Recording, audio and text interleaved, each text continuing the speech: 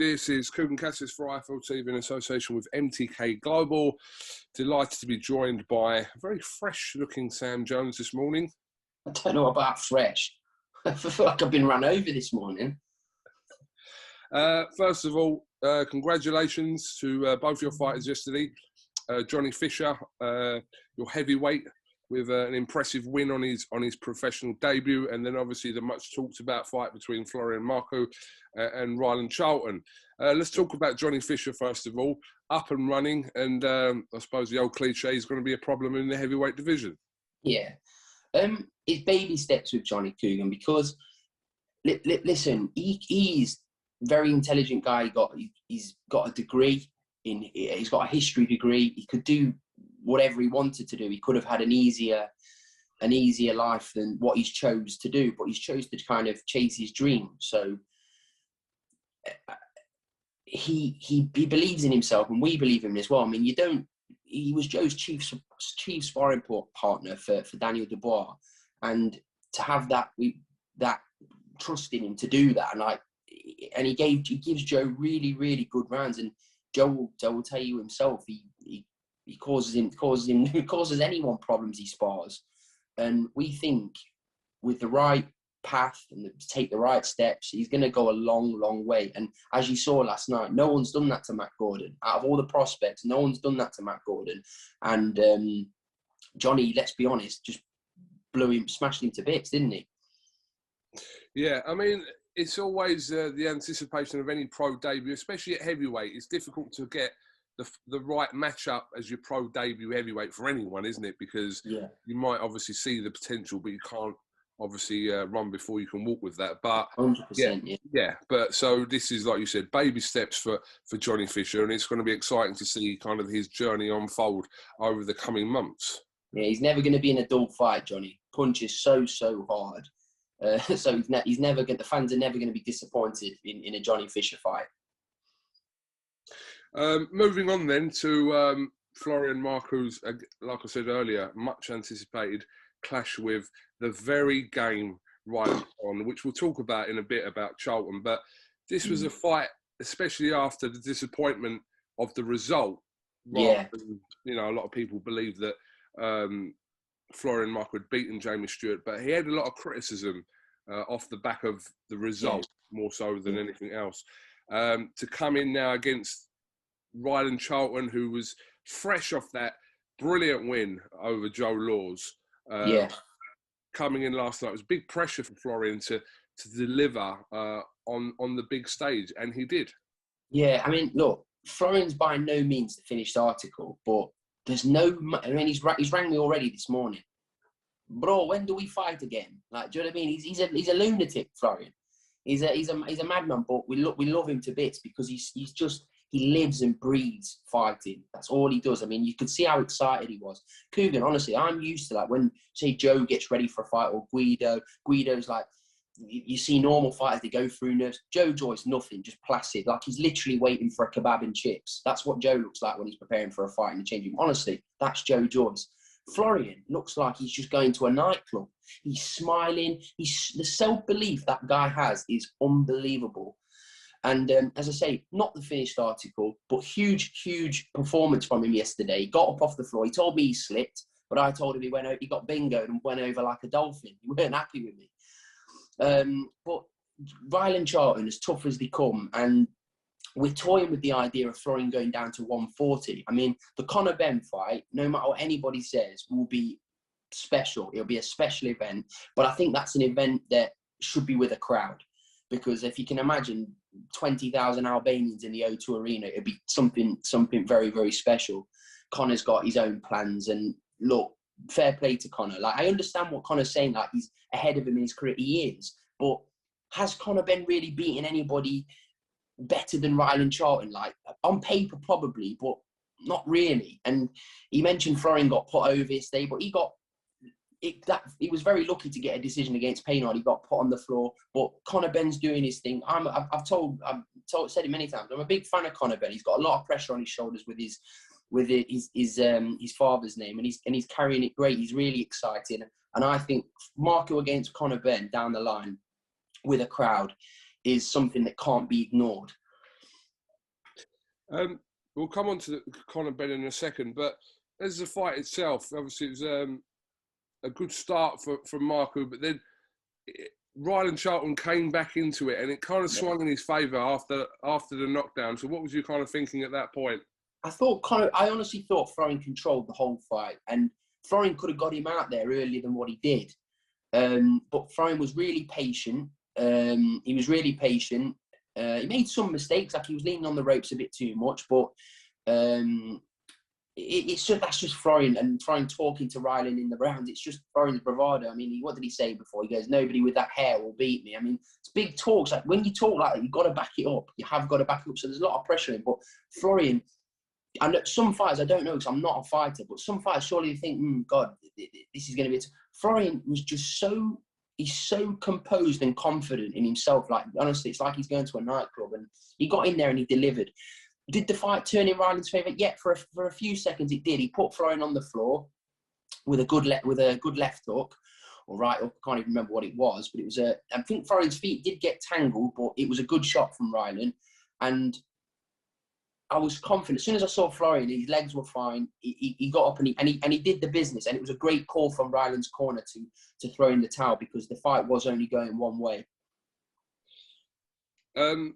Afterwards, in his post-fight interview on Sky last night, we obviously had Conor Benn, who was working for Sky last night as well. And I mean, his kind of message after banging the drum for Conor Benn over the last year or so was he doesn't want to fight me, and he was kind of swaying with that angle. But do you look at it like that as well? I mean, I've spoken to Conor Benn on numerous occasions about Florian Marku, and he believes that where he is in his career is an advanced stage to where Florian is. Yeah, that's a fact. That's a fact, but not on levels of opponent, because Conor has been matched very, very well. He has. He just has. It's not. I don't care what anyone says. He has been matched well, but he's done the business, Conor. Do you know what I mean? He's done it with a lot of pressure on his shoulders, and I give him massive respect for that. But if we did a poll right now on Twitter or wherever on Sky Sports to say, who do you want to see Conor Benn fight next? Florian Marku, Samuel Vargas. I can assure you who would win that. I can assure you who would win that by an absolute landslide. But Conor's got his own business to take care of. But the fight cannot be ignored. Do you know what I mean? The Josh Kelly situation seems to have gone down. I expect Josh to, we'll talk about Josh in a minute, but I expect him to go to 154. That fight's gone now. So let's it can't be ignored, can it? It's a big fight. Everybody will want to see it, especially if there's a crowd back. It will be a huge event, Conor against Florian Marku. Yeah, but I thought, Conor Benn, speaking last night, he kind of, he kept to his similar words to what he'd been saying about Florian Marku. Which, listen, they're professional fighters, but he did say that, he doesn't blame Florian Marku for calling him out. He's got a ton of people calling him out, Conor Benn, so he doesn't blame Florian Marku being one of them. It's just, that's the fight game, and if you don't want to fight fighters like Conor Benn for Florian, then I suppose they're in the wrong sport. But listen, if it happens, we do hope it happens. I think it was when it was first talked about a few months ago, it was a bit premature. Maybe, but it was still, the idea of it was a good fight. But now, as things have progressed, and Conor's had a couple of good wins, Florian's had a good win last night. It's kind of moving towards that direction, but maybe too early in the next fight, shall we say? But in 6 months' time, I don't see why not. The thing is, it's like if Conor's going to go on and challenge for a world title, I'm not sure how that's going to happen. But if he does, then fair play. You can't really criticise him. No, he's going to go on, or if he's going to go on and fight David Avanesian, which I doubt very much is going to happen. But if not, you can't really say the Florian Marku fight can't interest you. I mean, imagine those two styles. I mean, it's going 6 rounds maximum, isn't it? It's going to be like a Hagler Hearns. It's going to be in the centre of the ring, bombs away, someone's getting knocked out. It's going to be a great fight, and the build-up will be unbelievable. So it can't be, in my opinion, it can't be ignored. I mean, as I say, we're toying with the idea of going down to 140, but it'd stick around in the welterweight division a little bit longer if the fight with Conor Benn was on the horizon. And I just think, as I say, for Conor Benn, I mean, as I just said to you a minute ago, if he's going to go on to fight to world titles, no problem. Got no problem with it. Samuel Vargas, I mean, it's a good fight, but Samuel Vargas is just known for dropping somebody. That's it. He's just known for dropping somebody. And I think, as I say before, if you ask the fans who they'd want to see, Conor Benn or Vargas, or Conor Benn versus Florian Marku, we know who would win. I just want to finish off and talking about Rylan Charlton, who's, I mean, kind of burst onto the scene. Obviously, not burst onto the scene, but to the TV audience, shall we say, with that win over Gill Laws not too long ago. But he's going to be a problem for a lot of fighters. Yeah, I mean, a little bit one-dimensional, Rylan. However, one of the toughest man you'll ever see. He took some huge shots, and he's got real power as well. So Rylan Charlton 100% deserves another opportunity on a big show, because he's a game little fucker, isn't he, Rylan? Really game, and all credit to him. I mean, I've sent him and his team a message last night just to like congratulate him, because listen, it's a hard sport, isn't it, boxing? It's a hard sport. Like, you win some, you lose some, good nights, bad nights. It pulls your heartstrings, doesn't it, boxing? I mean, you saw it with Josh Kelly. I was so gutted for Josh Kelly last night. So much talent, so much promise, and I still believe he can achieve great things in boxing. I think maybe a move up to 154 though will do Josh the world of good. Maybe someone like Sam Eggington, that kind of fight, get bed into the division, then go on to hopefully fulfill his unbelievable potential. Yeah, I mean, it was a very disappointing night for Josh Kelly last night. Yeah.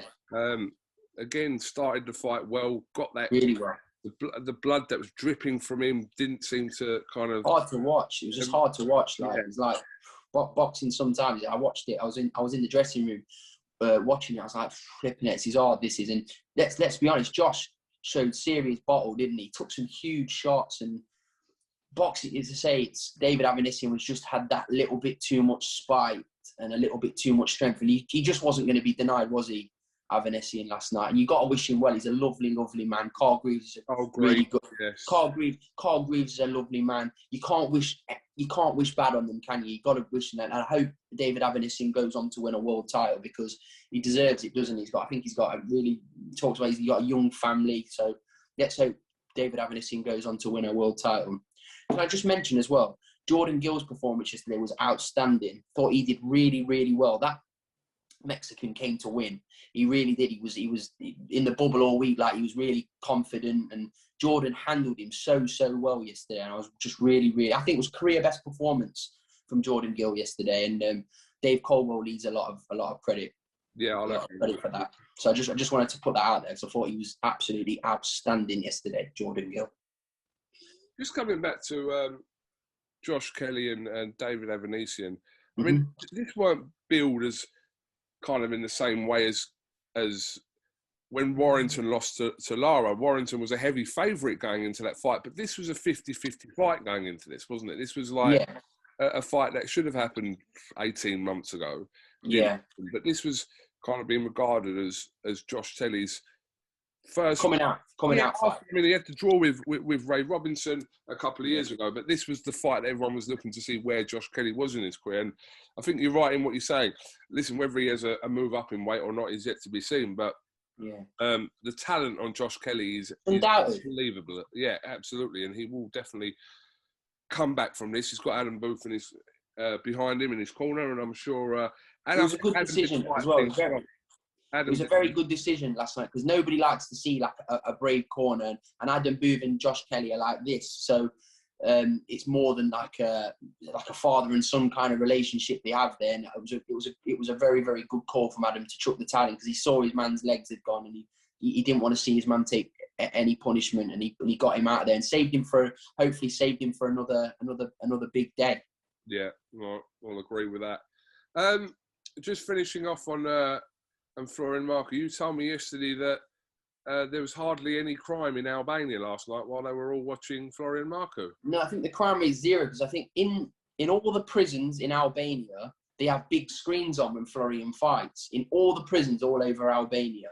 he's a real mega star in Albania. And as I say, if he ever goes to New York or Albania, flipping heck, it's game on. He'll sell anywhere out. And I mean, I'll tell you something. Shout out to Clifton Mitchell, because Clifton Mitchell done a great job with Florian. The improvements were evident to see. Kurt Gibbons as well, his strength conditioning coach. I mean, he came to little old Derby to do his training camp, and those boys did a great job with him. Florian dislocated his thumb about 3 to 4 weeks ago. I spoke to Eddie and I told him, I said, Eddie, I don't know. I mean, for me, I don't really want him to fight. It's a huge fight for Florian. It's a must-win as well for Florian, because if he would have lost this fight, where does he really go after I mean, he beat Jamie Stewart, but on paper it was a draw, so he couldn't afford to lose. And Florian just said to me, there is no way I'm not fighting this guy. So I think Florian would have killed me if I'd have pulled him out of the fight. So, but he got in there, he did the business without sparring for 4 weeks. Not, I say making excuses because he won the fight, but I'm just saying how it was. He dislocated his thumb, and he's going to go to the hand specialist on Monday to have a look at him and get him right. But he needs a little rest now, Florian, and then he's going to come back, and then he's going to be Florian Marku. He's going to talk, and he's a lively character in Florian, and I think whether you want to see him win or lose, you want to watch him. Absolutely. Okay, well, Sam, I appreciate your time this Sunday morning. I appreciate your time as well, KUGAN. How's your lovely little baby? She's all right. Just Mrs. just took her down because we were doing this interview. So I've got all this to look forward to. You have got all this to look forward to. But yeah, I did put a picture on my Instagram last night, but she was watching the fight, wasn't she? She was cheering on Florian Marku. Marku and Charlton. She was watching it. She fell asleep as soon as Kelly walked in the ring with Avanesi, and she literally went asleep. But yeah, she was awake. She was awake for her favourite, wasn't she? Team Marku. she may be Team Marku. But yeah, thank you, Sam. And just actually, finally, before we actually do finish, I know you did speak to Umar about this when you were in the bubble, but yeah, everything going on plan with Usyk and Joyce? Yeah, look, we're in talks. S-Jam Boxing, in talks with Queensbury, in talks with Usyk's people, Alex Krasik, and we're hopeful the fight's going to get made. The talks are going in the right direction, and we're just waiting for a deal to be done. Okay. Yeah, I know you spoke about that with the other day. We're very confident it's happening. Joe's in camp for Usyk now. He's started his southpaw sparring, so we're very confident the fight's going to happen. Can't wait for that. Nor can we. He's going to get wrote off again, Joyce, and he's going to rewrite the script. I'm telling you. Okay. Well, Sam, thank you very much for talking to IFL TV. I'll let you get on with the rest of your Sunday. And yeah, it's great to see boxing back, and congratulations on 2 very good wins for your fighters last night. Yeah, you got to enjoy the wins. Enjoy the wins, because the losses aren't nice. So you want to enjoy the good nights while you've got them. How many losses have you suffered as a manager? One. Cody. Cody, yeah. Cody. Yeah. It's not a bad record. No, it's not. It's not a bad ratio, is it? But the fact is, we are going to suffer losses as a team in whilst I'm in boxing. I don't know how long I'm going to be in boxing for. I mean, I fluked my way into boxing, didn't I? So I don't know how long I'm going to be in boxing, because I'm only a flash in the pan, aren't I? So I don't really know how long I'll be in boxing. Who knows? 1 year, 10 years, who knows? Might even do a Bob Arum and stay till I'm 150. Move to America and smoke high grade. Yeah, smoke the marijuana. Obviously not here in America. In America, yeah. Yeah, start to certain states in America, I'll just point. Sam, thank you very much. And yeah, we'll speak soon, and I'll let you go on with the rest of your day, mate. Nice one, KUGAN. Take care, mate. All right, top man.